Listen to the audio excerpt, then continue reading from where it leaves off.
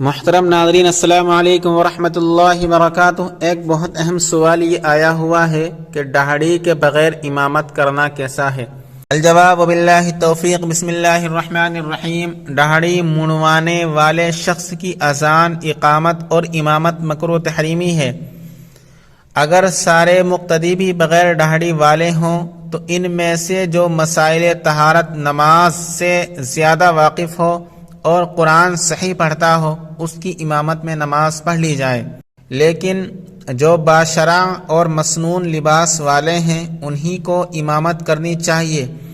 اگر بغیر داڑھی والے نے امامت شروع کر دی اور آپ تنہا باشرع ہیں تو اسی کے پیچھے نماز ادا کر لے تاکہ جماعت کا ثواب مل جائے، اور اگر اپنی امامت میں الگ جماعت کر سکتے ہیں تو الگ جماعت کر لے۔